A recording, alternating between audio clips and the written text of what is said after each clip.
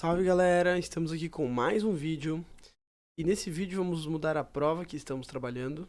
Vamos começar a trabalhar com a PRF. Para quem não sabe, a PRF é a prova para a Polícia Rodoviária Federal. Essa prova acontece pela banca Sebrasp. Essa prova é bem desafiadora. Por quê, professor?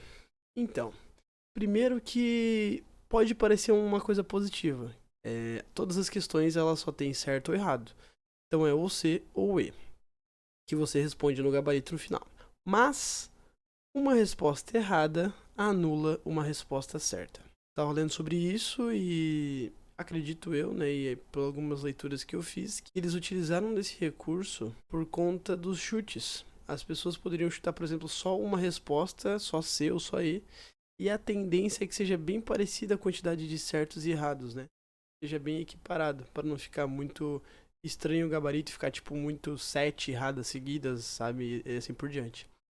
Então, por esse motivo, o número é bem parecido. Então, se tu chutasse todas, tu podia ter quase que um 5 garantido. E num concurso público, né? Dependendo da quantidade de pessoas que fazem e tal, das notas, talvez tu até conseguisse passar. Então eles criaram esse artifício para evitar que as pessoas chutem. Então assim, a prova que eu peguei é a prova de 2018. E ela tem no começo dela já essa parte escrita. Eu queria ler com vocês para tratar um pouco sobre o que vai ser escrito aqui. Cada um dos itens da prova objetiva está vinculado ao comando que imediatamente o antecede. Então sempre tem tipo um comando anterior.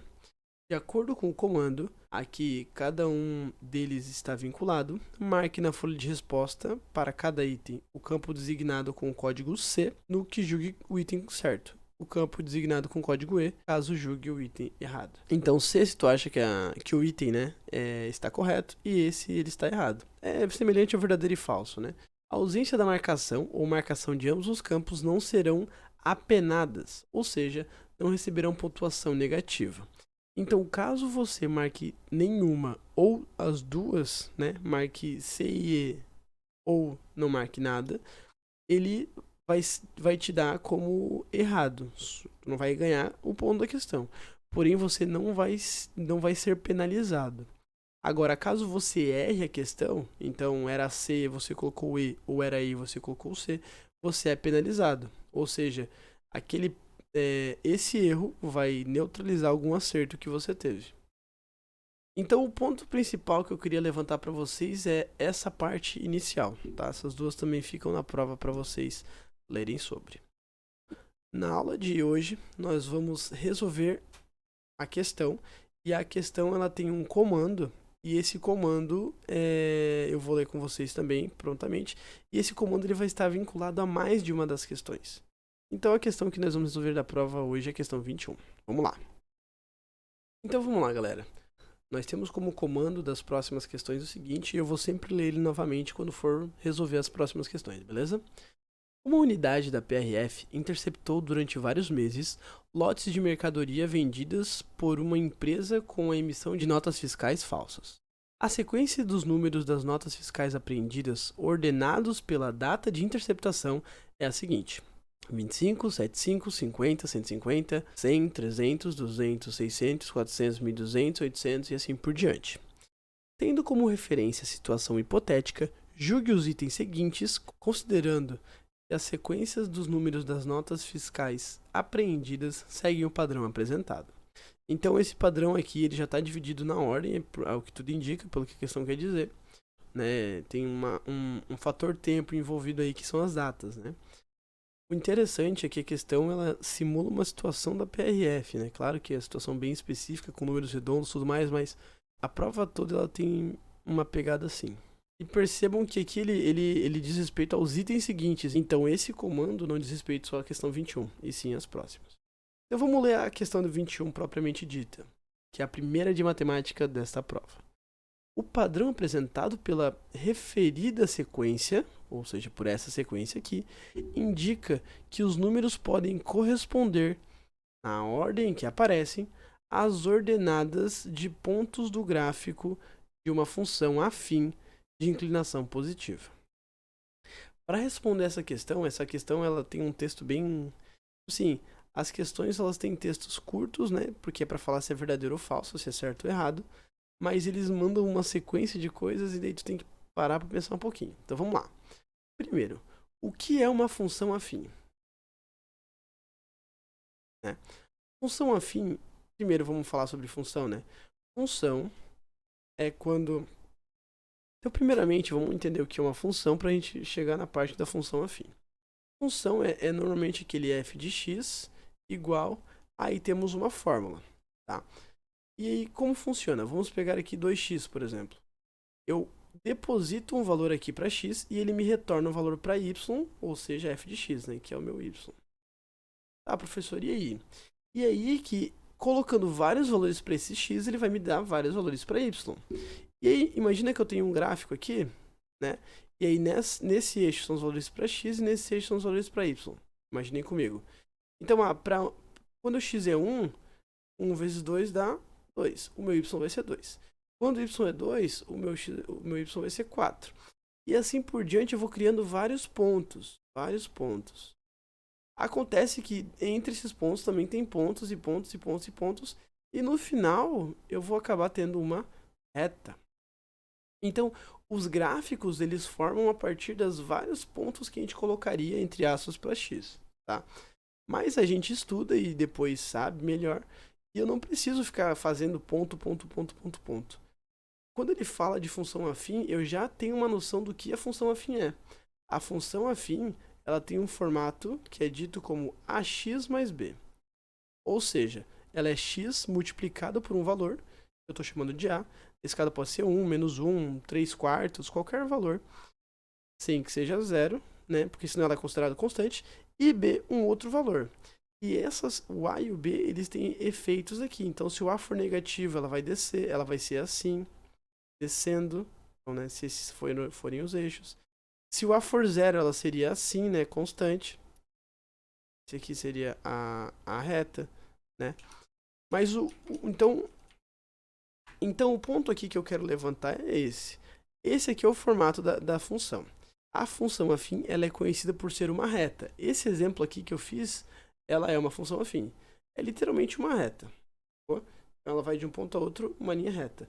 Não tem curva, não tem bate e volta, nada disso. A função afim, ela é uma reta, tá? Então ela teria esse formato. E como ele fala que é uma inclinação positiva, significa que ela está vindo do lugar mais baixo e está indo para o lugar mais alto. Se tivesse uma inclinação negativa, ela está indo de lugar mais alto para um lugar mais baixo. Vamos ver essa situação e vamos pegar um lugar que fique mais fácil para vocês entenderem certinho. Vamos lá. Eu vou tentar mostrar agora para vocês uma outra tela para a gente entender o que aconteceria e se faria sentido, tá? Salve, salve galera! Tô passando aqui atrapalhando o seu vídeo rapidinho para pedir aquele like maroto, pedir que se inscrevam no canal, que ativem o sininho, que comentem se tiverem alguma dúvida. Vou ainda deixar aqui em cima esse cardzinho que é da playlist que tá ligada a esse vídeo. Valeu e voltem agora com o vídeo. Então vamos lá, galera. Essa tela que eu abri agora é um programa chamado GeoGebra, tá? É um programa de matemática.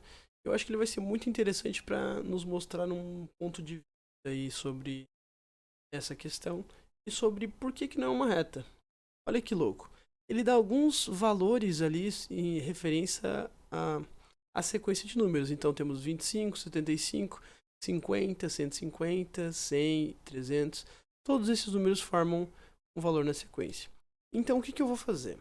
Eu vou pegar esses valores e vou colocar eles em referência a um x.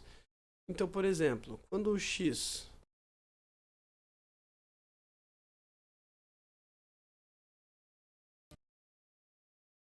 Então vamos lá, galera. Fiz essa construçãozinha para ficar bem fácil o nosso rolê. Então assim, ó, os valores aqui eu vou considerar eles como os valores em y, beleza?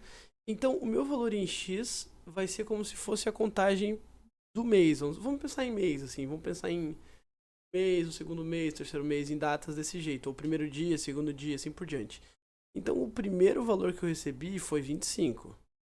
O segundo valor que eu recebi foi 75. O terceiro foi 50. E assim por diante eu vou colocando na mesma ordem da lista. 150, 100, E assim eu vou até o final.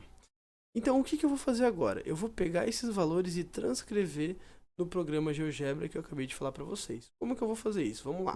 Abrindo o programa aqui, a gente consegue ver, consegue colocar pontos aqui. Então, eu posso adicionar um ponto simplesmente clicando um lugar aqui na tela, ou eu posso vir do lado e dar esse ponto. Então, eu quero que o primeiro ponto ele tenha como X e como Y ele tenha 5. Não, mas professor, ele sumiu. Exato, porque ocorreu que tivemos um número muito acima, então eu tive que dar um zoom out aqui. Tá, então para não precisar ficar clicando na tela, como que eu vou fazer? Eu faço esse ponto desse jeito mesmo. Então eu venho aqui embaixo, eu abro parênteses e coloco o ponto. Então ele vale 2 em X e em Y ele vale 75. E aí novamente eu tenho que dar um zoom out para aparecer o botão aqui, ó, o meu ponto. Olha que doideira. E assim eu fazendo com todos eles. Então vamos pro próximo. 3,50. Aí depois fica 4,50. E assim eu vou fazendo com todos eles.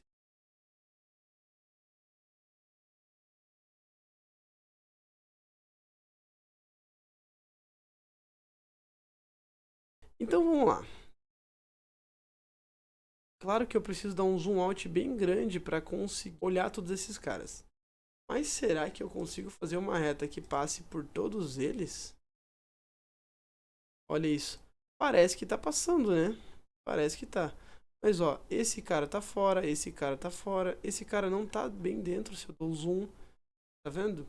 Então se eu tenho uma visão bem fora, bem longe, eu consigo até talvez pensar que esse cara, ele fica em cima de uma reta, ó. Esses vários pontos que a gente coloca. Mas não ficam. E além do mais, se eu fosse conectar os pontos, né? A, B, C, tá vendo que ele desce? O A desce, então, tipo, ficaria como se fosse um choquezinho, ó. A vai pro B, o B vai pro C, o C vai pro D, o D vai pro E, o E vai pro F, o F vai pro G. E assim eu vou fazendo com todos eles. Se eu fizer assim, vai ficar claro a abertura que acontece. Isso aqui é uma reta? Como tem vários pontos, dá pra ver que não é uma reta. Então, eu conseguiria responder essa questão com toda certeza no começo já, utilizando essas informações aqui. Mas eu quis mostrar mais, de forma mais verídica para vocês, que essa função aqui não vai ser uma função afim.